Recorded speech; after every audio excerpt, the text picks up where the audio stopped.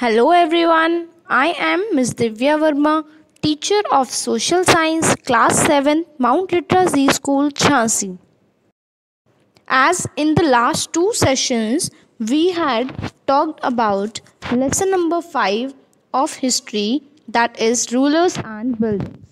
In that, we had seen that how kings and some other merchants made places for public activity as well as for private also.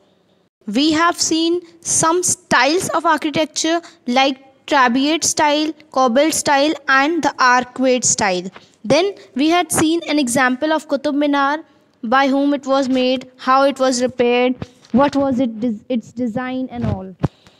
Then by what the structures were made, like limestone was used, red sandstone was used, which made the construction easily and faster. Then we had seen some styles of architecture, like after the Gupta Empire, what happened? There were two types of styles, that is North Indian and South Indian. Then we have seen the types of North Indian temples and all, then South Indian temples and all we had seen there. Okay, so this all we had seen. After that, we had talked about why were the temples constructed by kings, what was their aim, to show their power, to show their wealth, devotion to God, and representative themselves, and that all. So this was all we have studied till the last session.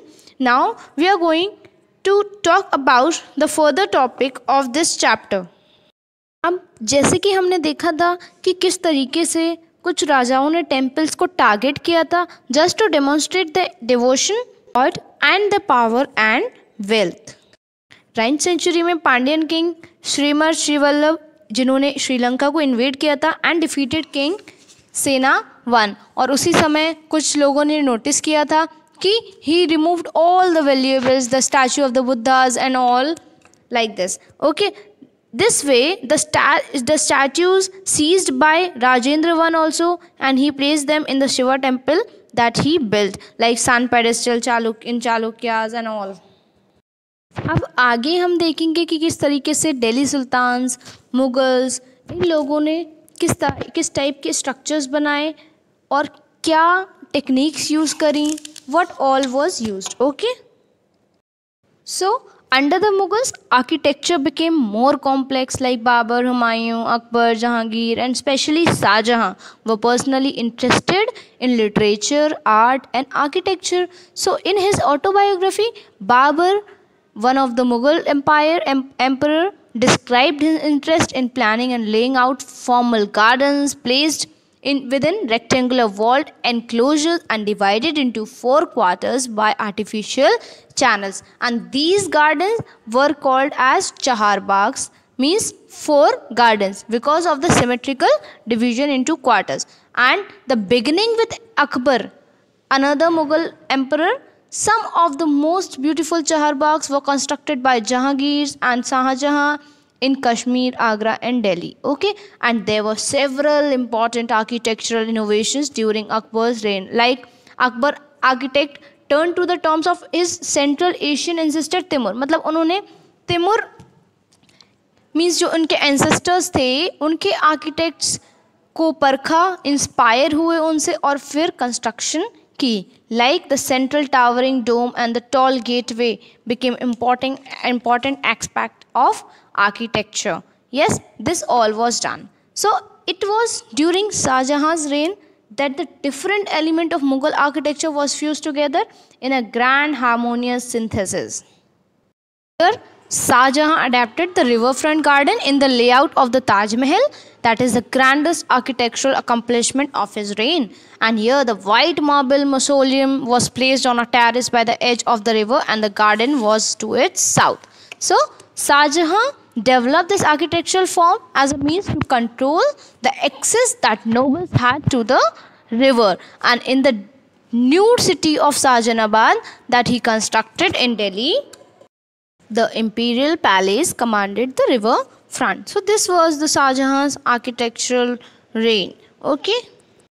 Now जैसे जैसे construction activity increase होती गई 8th और 18th century के बीच में, there was also a considerable sharing of ideas across region, like tradition of one region were adopted by another. And in Vijayanagar, for example, like elephant stables of the rulers were strongly influenced by the style of architecture found in the adjoining sultanates of Bijapur and Golconda. मतलब एक दूसरे से inspire होके they adopt the traditions from one another. Like in Vrindavan near Mathura, temples were constructed in architectural styles which were very similar to the Mughal palaces in Fatehpur Sikri. This way, the creation of large empires that brought different regions under the rule helped in this cross-fertilization of artistic forms and architectural styles. जैसे बंगाल में local rulers ने develop किया क्या? A roof that was designed to resemble a thatched hut. The Mughals like Bangla Dome, okay, so much that they used it in their architecture. Ab the impact of other region was also evident. In Akbar's capital at Fatehpur Sikri, many of the buildings show the influence of the architectural style of Gujarat and Malwa. So this way, the architectural styles developed under the patronage, which were constantly used and adapted by other rulers whenever they tried to establish their own kingdoms. Shahjahan ने audience hall बनवाए थे.